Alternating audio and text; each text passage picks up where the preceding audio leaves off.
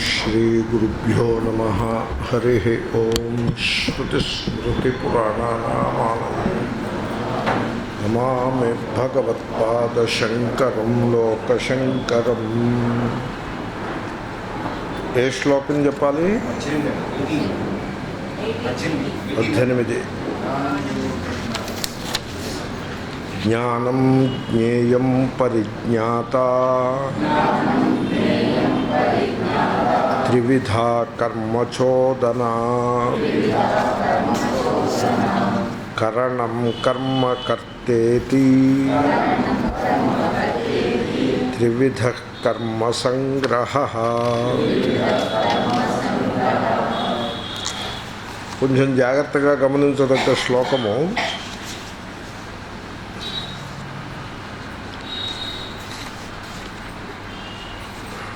కర్మచోదన త్రివిధ.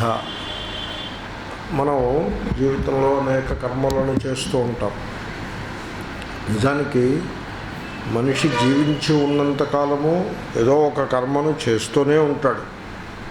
కర్మను చేయకుండా ఎవడూ ఉండడు, ఏదో కర్మ చేస్తూనే ఉంటారు. ఇప్పుడు ఎవరైనా మేము ఏ పని చేయట్లేదన్నారనుకోండి, అది తప్పు. ఏం చేస్తున్నారంటే అవి ఏమీ చేయట్లేదన్నారు అనుకోండి, తప్పు. ఎందుకంటే కూర్చుంటే కర్మ, నిలబడితే కర్మ, మాట్లాడితే కర్మ, ఇటు అటు తిరిగితే కర్మ. ఏ పని చేయకుండా ఉండే పరిస్థితి ఓ రోజు వస్తుంది. అప్పుడు ఇంకా ఏ పని చేసేది ఉండదు. ఆ దేహాన్ని తీసుకువెళ్ళి ఏదో చేయాల్సి ఉంటుంది. దేహంలో ప్రాణం ఉన్నంత వరకు, ప్రాణం పోయే క్షణం వరకు కూడా, ఆఖరికి దగ్గితే అది కూడా కర్మే, గాలి పీలిస్తే అది కూడా కర్మే.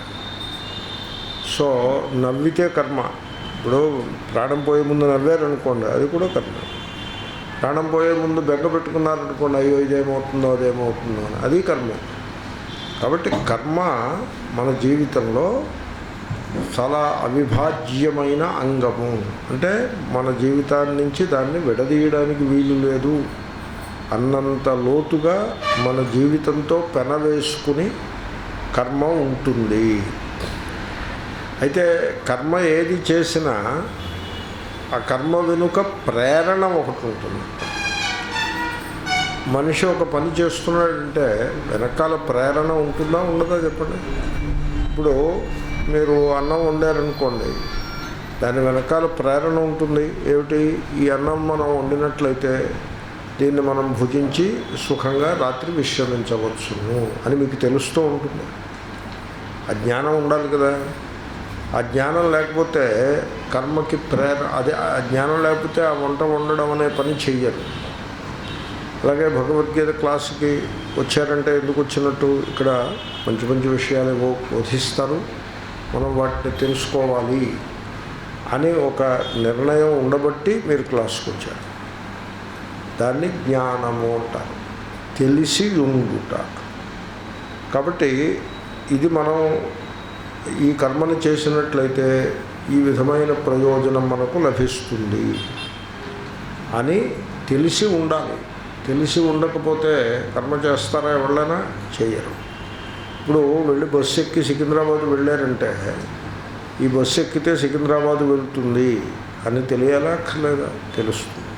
సికింద్రాబాద్లో మనకి పని ఉన్నది, ఆ పని మనం వెళ్ళి చేసుకోవాలి అని తెలియాలా అక్కర్లేదా? తెలుస్తుంది. కాబట్టి జ్ఞానం అనేది లేకుండా కర్మ ఉండదు. ప్రతి కర్మ వెనుక జ్ఞానము ఉండి తీరుతుంది. వాస్తవంలో జ్ఞానము యొక్క ప్రేరణతోటే మీరు కర్మను చేస్తూ ఉంటారు. ఓకే. ఈ జ్ఞానములో ఒకటి విషయము అనేది ఒకటి ఉంటుంది. ఇప్పుడు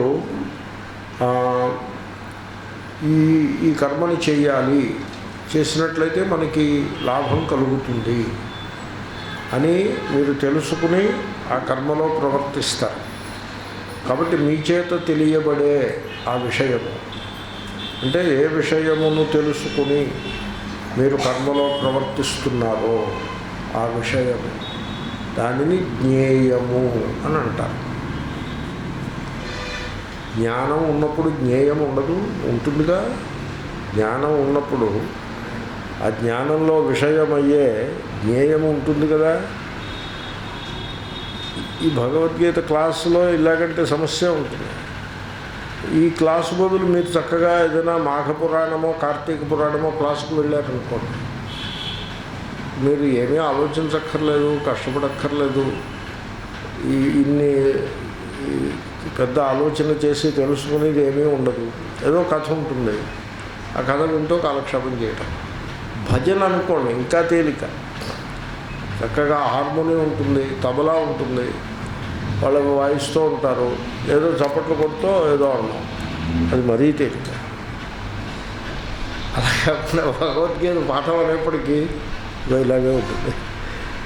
మామూలుగా మీరు హై స్కూల్లో కాలేజీ ఎప్పుడైనా వెళ్ళుంటే కాలేజీలో ఏదో ఇంగ్లీష్ మాస్టర్ పాఠమనో లేకపోతే లెక్కల మాస్టర్ పాఠమనో ఇంక తప్పనిసరి వెళ్ళినట్టుగా ఉంటుంది. భగవద్గీత పాఠం కూడా ఒకప్పుడు అలాగే ఉంటుంది. ఈ మాటలన్నీ ఎందుకు చెప్పారంటే కొంచెం ఓపిక పట్టాల్సి ఉంటుంది. మీరు ఓపిక పట్టడమే కాదు, నేను కూడా ఓపిక పట్టాలి. ఓకే, మీరు నేను కలిసి శ్లోకాన్ని సాయం పట్టాలి. కాబట్టి కర్మ వెనుక ప్రేరణ ఉంటుంది.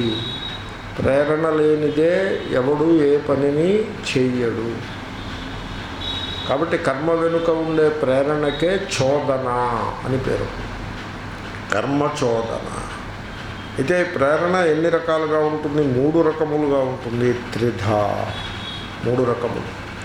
ఏమిటా 3?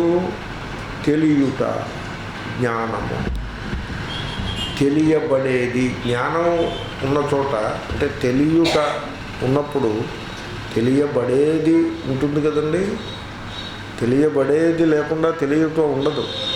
కాబట్టి తెలియుట ఒకటి, తెలియబడేది రెండవది, తెలుసుకునేవాడు మూడవది. జ్ఞాత అంటే తెలుసుకునేవాడు. అంటే మీరు కర్మలను ఈ విధంగా చేస్తూ ఉంటుంటారు. ఒకవేళ అలా చేయట్లేదనుకోండి, అంటే మరి మీరు ఆలోచించుకుని కర్మలను ఆ విధంగా చేయటాన్ని కూడా అభ్యసించాలి. అంటే కర్మ చేసే ముందు ఈ కర్మ యొక్క స్వరూప స్వభావాలు మనకి తెలిసి ఉండాలి. జ్ఞానము, ఏమిటి తెలుసుకుంటున్నాము? జ్ఞేయము, తెలుసుకునేది ఎవరు? నేను, జ్ఞాత. 3 ఉంటాయి. 3 కలిసి మనల్ని ఒక కర్మయందు ప్రేరేపిస్తూ ఉంటాయి. అర్థమైందండి? మామూలుగా సరళంగా చెప్పాలంటే మీరు ఏదైనా పూజ చేశారనుకోండి, పూజ చేయాలంటే ఆ పూజా పద్ధతితో తెలిసి ఉండాలి కదా, అది జ్ఞానము. ఈ పూజ చేసినట్లయితే, ఈ విధంగా చేసినట్లయితే, ఏదో భక్తి శ్రద్ధతో చేసినట్లయితే మనకి సత్ఫలితాన్ని ఈ పూజ ఇస్తుంది అని ఆ పూజ గురించిన వివరాలన్నీ మీకు తెలిసి ఉండాలి కదా, అది జ్ఞేయము. పూజ చేసేది ఎవరు? నేను, కర్త. ఈ విషయాలన్నీ తెలుసుకుని నేను పూజని చేస్తున్నాను అని తన ఎడల కూడా తనకు ఒక కల్పన, ఒక అవగాహన ఉండాలి. 3 ఉండాలి. ఒకప్పుడు ఏమవుతుందంటే ఈ 3 లేకుండా చేసేస్తూ ఉంటారు. ఏం చేస్తున్నారంటే పూజ చేస్తున్నాం. ఎందుకు చేస్తున్నాం అంటే పురోహితుడు గారు చేయమన్నారు కాబట్టి చేస్తున్నాం. ఆ చేసేది ఏమిటంటే మాకేం తెలుసండి, ఆయనకే తెలుసు.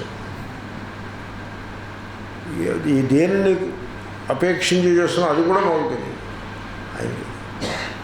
ఒకసారి నేను ఎవరింటోనో సత్యనారాయణ వ్రతం చేసుకుంటే చూడడానికి వెళ్ళానంటే పని లేక వెళ్ళలేదు, వాళ్ళు రమ్మంటే మర్యాద కోసం వెళ్ళాను. ఆ వ్రతం చేస్తున్నంతసేపు ఆయన ముళ్ళ మీద కూర్చున్నట్టుగా పీట మీద కూర్చుని ఆ పురోహితుడు చెప్పిన పనులను చాలా చికాకు పడుతూ విసుక్కుంటూ మొత్తం మీద పూర్తి చేశాడు. అంతా అయిన తర్వాత పురోహితుడు అన్నారు, వెళ్ళి ఆయనకి దండం పెట్టన్నాడు. నాకు దండం పెట్టమని ఆయనతో చెప్పాడు. ఆయన వచ్చి దండం పెట్టాడు. అప్పుడు నేను అడిగాను, ఏమంటే మీరు ఈ వ్రతం ఎందుకు చేశారు అని అడిగాను. నేను అడిగేశాను, మీకు దాని మీద ఏమీ శ్రద్ధ ఉన్నట్టు నాకు అనిపించలేదు, మీరు చేసే విధానం చూస్తే దాన్ని ఏమీ తెలుసుకుని చేస్తున్నట్టు కానీ దాని ఏందో ఒక శ్రద్ధ ఉండి చేస్తున్నట్టు కానీ నాకు అనిపించలేదు, మీరు అసలు ఎందుకు దీంట్లో ఎందుకు దిగారు మీరు అని అడిగారు. అంటే నా భార్య పోరు పడలేక దీంట్లో దిగాను.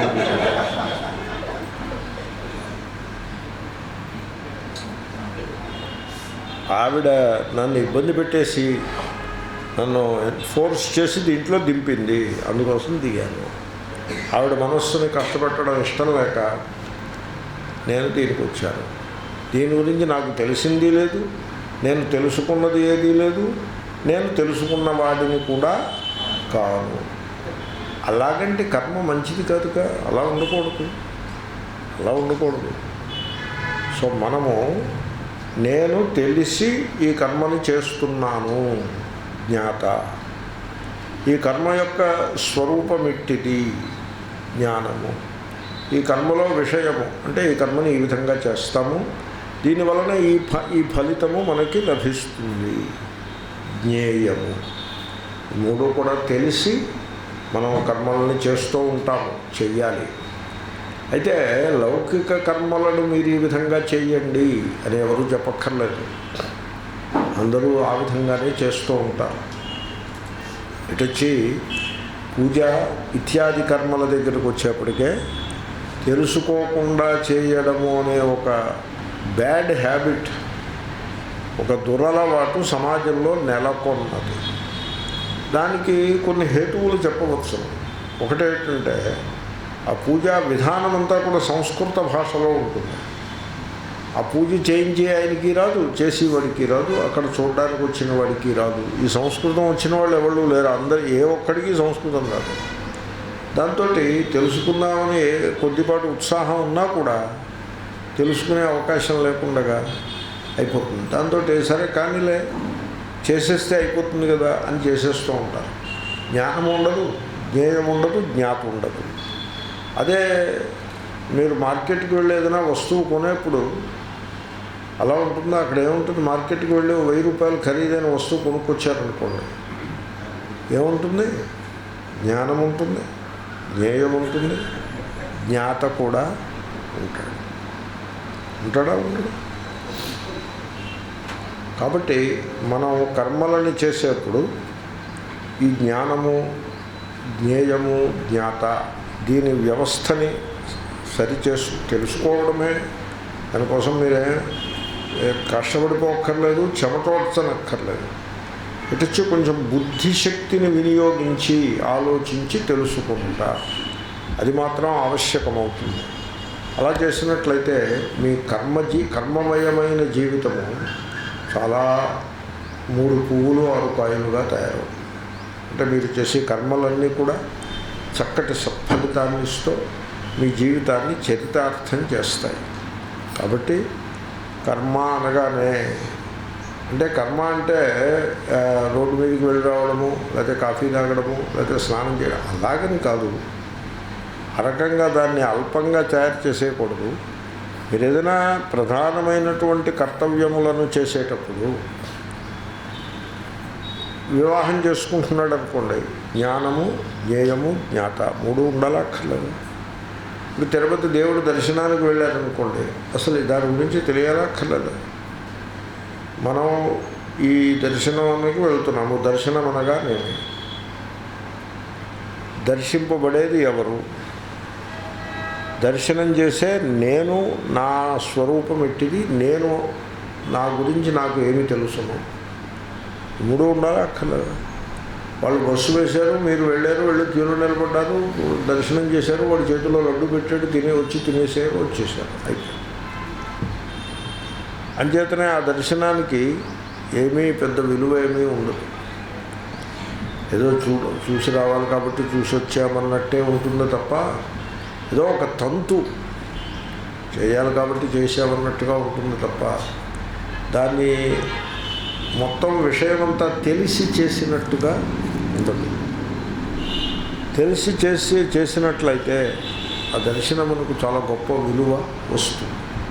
కాబట్టి ఈ విషయాలను మనం గమనించాల్సి ఉంటుంది. తర్వాత అది కర్మచోదన. ఇంకా కర్మ సంగ్రహ. చూడండి ఈ భాషల్లో ఉన్నదో. ఇప్పుడు కర్మ చెయ్యాలంటే కొన్నింటిని పోగేయాలి. కొన్ని పరికరములు, కొన్ని వస్తువు, కొన్ని ఒక చోటకి జతగూడాలి. అప్పుడే కర్మ చేయడం అనేది సంభవం అవుతుంది. ఓకే. ఇప్పుడు మీరు వంట వండాలనుకున్నారు అనుకోండి. వంట వండాలి, ఎవరు వండుతారు? నేను వండుతాను అని ఆ పూచి తీసుకుని ఒకళ్ళు ముందుకు రావాలి కదా. అలా రావాలి కదా. ఇప్పుడు అత్తగారు 4 కోడళ్ళు ఉన్నారు ఉమ్మడి కుటుంబంలో. అత్తగారు అనుకుంది ఈ కోడళ్ళు వండుతారు, వాళ్ళు యంగ్ పీపుల్ కదా, నేను చాలా కాలం వండాను, ఇంకా నేనే వండుతాను, వాళ్ళు వండుతారులే అని అత్తగారు అనుకుంది. పెద్ద కోడలు అనుకుంది ఈ కుర్ర కోడళ్ళు ఉన్నారు, వీళ్ళు వండుతారులే అని ఆవిడ అనుకుని ఆవిడ ఊరుకుంది. ఈ 2వ కోడలు 3వ కోడలు అనుకున్నారు, మేము కొత్తగా వచ్చాం, మనకు అనుభవం తక్కువ ఈ ఉమ్మడి వ్యవహారంలో, అత్తగారికి అన్నీ తెలుసు, పెద్ద కోడలకి ఇంకా బాగా తెలుసు, వాళ్ళు చేస్తారులే అని వాళ్ళు అనుకున్నారు. మొత్తానికి వంటే వాళ్ళు చేయలేదు. అంటే ఏమైంది? అక్కడికి కర్త లేడు. అక్కడ మీరు గమనించారా? కర్త లేకపోతే కర్మే ఉంటుంది. ఒక సందర్భంలో ఒక ఆయన అడిగారు, ఏమండి ఇది ఒక పెద్ద కార్యక్రమం ఉంది ఇక్కడ, దీనికి పూచీదారు ఎవరు దీన్ని రెస్పాన్సిబుల్, మాకు ఏదైనా ఇబ్బంది వస్తే మేము ఎవరిని అడగాలి అని అడిగాడు ఒక ఆయన. అంటే నేను అక్కడ ఉన్నాను, నేను చెప్పాను నేను అని చెప్పాను. సరే గుడ్. అలా ఎవడో ఒకడు అక్కడ కర్త ఉండాలి కదా, కర్త ఉండాలి. తర్వాత దేనిని చేస్తున్నారు అనేది కర్మ. ఇప్పుడు చేస్తున్నారు, ఒక క్రియను మీరు చేస్తున్నారు అంటే దేనిని చేస్తున్నారు? వండుతున్నారు. దేనిని వండుతున్నారు? బియ్యం వండుతున్నారా, గోధుమలను వండుతున్నారా, పప్పు వండుతున్నారా? తెలియాలి కదా, అది కర్మ. తర్వాత దేనితో వండుతున్నారు అంటే వంటని మొదలుపెట్టాను కాబట్టి మొత్తం అంతా వంట గురించే చెప్తున్నాను. దేనితో వండుతున్నారు అంటే గ్యాస్ పొయ్యి మీద వండుతారా, లేకపోతే చెక్క వుడ్ తోటి వండుతారా, లేకపోతే ఎలక్ట్రిక్ పొయ్యి మీద వండుతారా? దాని పేరు కరణము. 3 ఒక చోటకి రావాలి. సంగ్రహ అంటే ఒక చోటకి రావాలి. కర్త ఉన్నాడు, నేను వండడానికి సిద్ధం, బియ్యం లేవు, పొయ్యి లేదు, అప్పుడే వండుతారు. నేను వండడానికి సిద్ధంగా ఉన్నాను, పొయ్యి కూడా కరెక్ట్గా ఉంది, కానీ బియ్యం లేవు అంటే కర్త కరణము ఉన్నాయి, కర్మ లేదు. కర్మ అంటే వస్తువు. దేని మీద మీరు పనిని చేస్తారో ఆ వస్తువుని కర్మ అంటారు. కాబట్టి మీరు వంట అనే పని చేయాలంటే వండివాడు, ఉపకరణము అంటే పొయ్యి మొదలైన సాధన సామగ్రి, తర్వాత దేనిని వండుతారో ఆ వస్తువు, దాన్ని కర్మ అంటారు. ఈ 3 ఒక చోటకి చేరితే ఆ క్రియ సంపన్నమవుతుంది. ఈ శ్లోకంలో కర్మశబ్దం 2 సార్లు వచ్చింది. కర్మ సంగ్రహ అన్నప్పుడు కర్మశబ్దానికి క్రియ అని అర్థం. కరణం కర్మకర్తేతి, ఆ కర్మకి కర్త కర్మ క్రియ అన్నారు చూసారా, ఆ కర్మార్థం. మీరు ఎప్పుడైనా హై స్కూల్లో చదివారా? కర్త కర్మ క్రియ. క్రియని కూడా కర్మ అంటారు, తెలుసు కదా మీకు. క్రియని కర్మ అంటారు, కర్మని కర్మ అంటారు. ఇప్పుడు రాముడు రావణుని సంహరించను అంటే క్రియ ఏమిటి? సంహరించుట. కర్త ఎవరు? రాముడు. కర్మ ఎవరు? రావణుడు. అర్థమైందండి? అంటే క్రియని కర్మ అంటారు, ఆ పనిని ఎవరి మీద చేస్తారో ఆ దాన్ని కూడా కర్మ అంటారు. కాబట్టి ఈ శ్లోకంలో కర్మ సంగ్రహ అన్నప్పుడు క్రియా సంగ్రహ అని అర్థం. ఒక క్రియ సంపన్నం అవ్వాలంటే అక్కడ సమకూడవలసిన వస్తువులు, దాన్ని సంగ్రహము అంటారు. సంగ్రహము అంటే ఒక చోటకి చేర్చాలి. ఇప్పుడు పూజ చేయాలనుకోండి, లిస్ట్ ఇస్తారు, పురోహితులు గారు లిస్ట్ ఇస్తారు, ఇవన్నీ కావాలండి. అవన్నీ తీసుకొచ్చి అక్కడ పెడితే ఆయన పూజ మొదలు పెడతారు. తాంబూలం సమర్పయామి అయినప్పటికీ తాంబూలం తమలపాకులు ఇవ్వాలి. తమలపాకులు లేవండి, సరే కానివ్వండి అక్షతలు. ధూపమాఘ్రాపయామి, అయా అగరబత్తి లేవండి, సరే కానివ్వండి అక్షతలు. దీపం దర్శయామి దగ్గర కూడా అక్షతలు వేయకూడదు, దీపం ఉండాలి అక్కడ. నైవేద్యం సమర్పయామి, అయా నైవేద్యం లేదు, సరే కానివ్వండి అక్షతలను. అలాగా అది పద్ధతి కాదు, అవన్నీ చేర్చి పెట్టుకోవాలి. అలాగే దాన్ని సంగ్రహము అంటారు. సంగ్రహం అంటే ఒక చోటకు చేర్చుట. కర్మ సంగ్రహ, క్రియ సిద్ధించాలంటే, కర్మ అంటే క్రియ, ఒక పని సిద్ధించాలంటే వీటిని ఒక చోటకి చేర్చి పెట్టుకోవాలి, ఒక చోటకి చేరాలి. ఎన్ని? 3. ఏమిటవి? పని చేసేవాడు, ఆ పని దేని మీద చేస్తాడో అది, దాని పేరు కర్మ, కర్తాకర్మ. దేనితో చేస్తాడో అది కరణము. అర్థమైందండి? కాబట్టి కర్మని ప్లాన్ చేసే స్టేజ్లో జ్ఞానం, జ్ఞాత, జ్ఞేయం 3 ఉంటాయి. కర్మని ఇంప్లిమెంట్ చేసే స్టేజ్లో, అంటే యాక్చువల్గా కర్మని చేసే స్టేజ్లో కర్త, కర్మ, కరణము అని 3 ఉంటాయి. ఓకే. వంట చేయుట అనే కర్మ ఉందనుకోండి. ఒక అమ్మగారు, ఏమన్నా మీకు వంట చేయుట తెలియనా? తెలియను. ఎవరికి తెలియను? నాకు తెలియను. జ్ఞాత. ఏమిటి తెలుసు? ఎలా ఉండాలో తెలుసు. జ్ఞేయం. 3 ఉండాలి. ఏమీ ఇప్పుడు తెలియకపోతే, కొత్త కోడలు వచ్చి ఆవిడికి వంట చేయడం చేత కాదు, తెలియదు. ఏమా నీకు కాఫీ పెట్టడం తెలుసా? తెలియదు. పోనీ టీ తయారు చేయడం తెలుసునా? తెలియదు. అన్నం వండడం తెలుసునా? తెలియదు. పచ్చడి చేయడం తెలుసునా? తెలియదు. కూర వండగలవా? తెలియదు. మరి ఏం తెలుసు? నేను కంప్యూటర్ మీద పని చేయగలుగుతా, సాఫ్ట్వేర్ ఏదైనా చేయమంటే చేస్తాను. అప్పుడు మరి పని ఏమవుతుంది? కాబట్టి కర్మని ప్లాన్ చేసి లెవెల్లో 3 ఉంటాయి: జ్ఞానము, జ్ఞాత, జ్ఞేయము. కర్మని నిర్వహించే సందర్భంలో, ఆ కర్మని సంపన్నము చేసి, అంటే కర్మను నిర్వర్తించే సమయం వచ్చినప్పుడు ఇంకో 3 ఉంటాయి: కరణం, కర్మ, కర్త. ఓకే, మంచిది. ఇప్పుడు ఈ లెక్కలన్నీ మనకు ఎందుకు చెప్పినట్టు అంటే, సత్వరజస్తమో గుణములోని 3 గుణములు ఉన్నాయి. ఇప్పుడు ఈ జ్ఞానం, జ్ఞేయం, జ్ఞాత, పరిజ్ఞాత అన్న జ్ఞాత అన్న ఒకటే. ఈ 3